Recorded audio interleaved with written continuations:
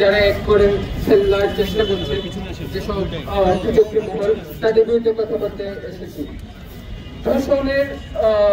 ধর্ষকের কোনো পরিচয় আসলে নেই। ধর্ষণের মূল উপাদান হলো জোর, হুমকি এবং সম্মতি না থাকা এবং অপ্রাপ্তবয়স্কদের গ্রুমিং করা। একজন স্ট্রেট পুরুষ যেমন একজন নারীকে ধর্ষণ করলে সেইটা সেক্স হয় না, তেমনি একজন গে পুরুষ আরেকজন পুরুষকে ধর্ষণ করলে সেইটা সমকামিতা হয় না, তা শুধুই ধর্ষণ। বাংলাদেশের ডানপন্থী ও লিবারেল উভয়ই বছর পর বছর পুরুষদের ধর্ষণ করা, পুরুষদের ধর্ষকদেরকে সমকামী আখ্যায়িত করে এসেছে। ডানপন্থীরা তা করেছে ঢাকা বিশ্ববিদ্যালয়ের অধ্যাপকের ক্ষেত্রে এবং লিবারেলরা তা করেছেন মাদ্রাসার শিশু ছেলেদের উপর যৌন নির্যাতনকারী শিক্ষকদের ক্ষেত্রে।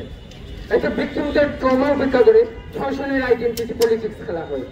ধর্ষণের আইডেন্টিটি পলিটিক্স সবসময় গণহত্যার ফাউন্ডেশন। ধর্ষকের কোনো কমিউনিটি নেই। দর্শক যে কোনো যৌন বা লিঙ্গ পরিচয় হতে পারে, যে কোনো ধর্ম বা এথনিসিটি পরিচয় হতে পারে।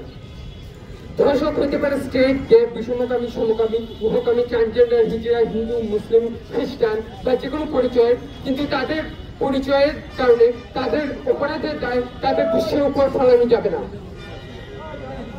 আমরা এটা ইতিহাসও দেখি, যেমন সাদা চামড়ার মার্কিনী সাম্রাজ্যবাদীরা কৃষ্ণাঙ্গ পুরুষদেরকে এবং মুসলমান পুরুষদেরকে ধর্ষক আখ্যায়িত করে আমাদের উপর গণহত্যা চালাইছে। এটা ইতিহাসে হয়েছে। ভারতেও হিন্দু আগ্রাসনবাদীরা মুসলিম সংখ্যালঘুদেরকে ধর্ষক আখ্যায়িত করে তাদের উপর গণহত্যা চালাইছে।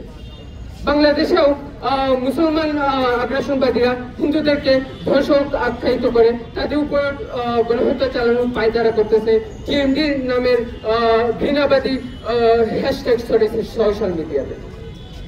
ঠিক যেরকম ভাবে অন্য কোনো গোষ্ঠীর উপর ধর্ষকদের দায় চাপানো যাবে না, তেমনি এলজিবিটি কিউ গোষ্ঠীর উপর ধর্ষকদের দায় চাপানো যাবে না।